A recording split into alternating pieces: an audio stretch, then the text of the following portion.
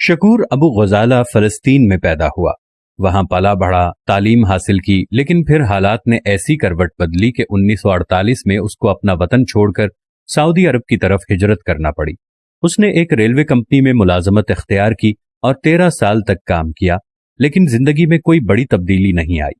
اس کی خواہش تھی کہ میں نے جس طرح پرمشقت زندگی جی ہے، میرے بچوں کی زندگی ایسی نہ ہو۔ اس مقصد کے لیے وہ لبنان چلا آیا۔ یہاں اس نے ایک کے بعد ایک کام شروع کیا۔ 10 مختلف کاروباروں میں سے کبھی وہ کامیاب ہوا اور کبھی ناکام۔ البتہ ایک صبح جب وہ اٹھا تو اس کو یہ لرزا دینے والی خبر ملی کہ وہ کنگال ہو چکا ہے۔ اس نے جس بینک میں اپنا سرمایہ رکھا تھا وہ سارے کا سارا ڈوب گیا ہے۔ یہ خبر اس پر قیامت بن کر گزری۔ وہ شدید مایوس ہو گیا، لیکن ابھی زندگی کا کھیل باقی تھا۔ کچھ عرصے بعد اس کو اطلاع ملی کہ تیل کی بدولت ساری دنیا سعودی عرب کا رخ کر رہی ہے۔ کیونکہ اس نے زندگی کے زناٹے دار تھپڑ کھائے تھے، اس لیے وہ جان گیا کہ یہ ایک بہترین موقع ہے۔ وہ جدہ آیا اور حالات کا جائزہ لیا تو معلوم ہوا کہ باہر سے آنے والے لوگ عربوں کی طرح کھجور اور اونٹنی کے دودھ کے ساتھ خشک روٹی کھانے کے عادی نہیں ہیں۔ انہیں ماڈرن خوراک چاہیے جو سستی بھی ہو اور لذیذ بھی۔ اس نے ایک مشہور کمپنی کی ایجنسی خریدی اور فرائیڈ چکن کا کام شروع کیا۔ دکان میں بجلی نہ ہونے کے باوجود بھی اگلے 2 سالوں تک اس نے نہ دن دیکھا نہ رات، اور خوب محنت کی۔ وہ رات کو 12 بجے تھکا ہارا گھر لوٹتا تو اس کے لباس سے تیل کی بو آ رہی ہوتی، لیکن اس سے زیادہ وہ اس بات پر پریشان تھا کہ سخت محنت کے باوجود بھی فروخت اچھی نہیں ہو رہی تھی۔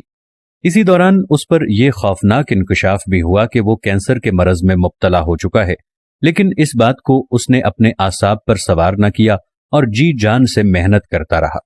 کچھ ہی عرصے میں اس کا کاروبار چل پڑا، لیکن اس میں اب اپنی بیماری سے لڑنے کی ہمت نہیں رہی تھی۔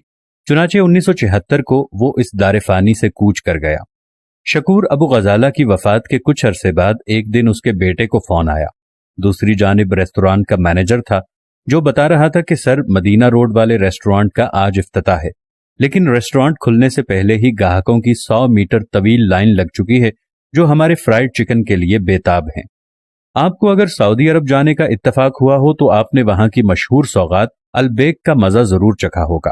آپ کو جان کر حیرت ہوگی کہ یہ برانڈ اپنی پروڈکٹ کی تیاری میں وہی چیزیں استعمال کرتا ہے جو باقی لوگ کرتے ہیں، لیکن اس کے باوجود بھی اس کا ایک پیکٹ حاصل کرنے کے لیے لوگ لمبی قطار میں کھڑے ہو کر انتظار کرتے ہیں۔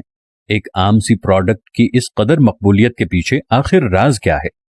آج کی اس ویڈیو میں آپ کے سامنے وہ نکات پیش کریں گے جس پر اس کمپنی کی لیڈرشپ عمل پیرا ہے، اور اسی کی بدولت 120 برانچز کے ساتھ ساتھ آج یہ عرب ممالک کا مقبول ترین فوڈ بن چکا ہے۔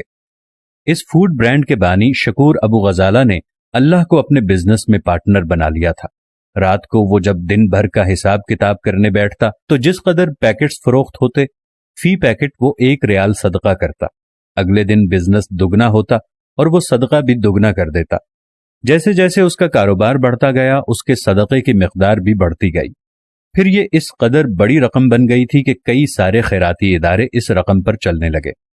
1976 میں جب ابو غزالہ کا جنازہ اٹھا تو اس کی اولاد کے ساتھ ساتھ یہ ادارے بھی یتیم ہو گئے۔ باپ کی وفات کے بعد جب اس کے بیٹوں کو اس خفیہ پارٹنرشپ کا پتہ چلا تو انہوں نے اس روایت کو برقرار رکھنے بلکہ فی پیکٹ 2 ریال صدقہ کرنے کا فیصلہ کیا، اور پھر اللہ تعالیٰ کے ساتھ شراکت داری کی برکت سے مختصر عرصے میں یہ برانڈ دنیا بھر میں مشہور و معروف ہو گیا۔ جی ہاں، یہ البیک کی بات ہو رہی ہے۔ جو سعودی عرب گیا ہے اس کو اس بارے میں ضرور پتا ہوگا۔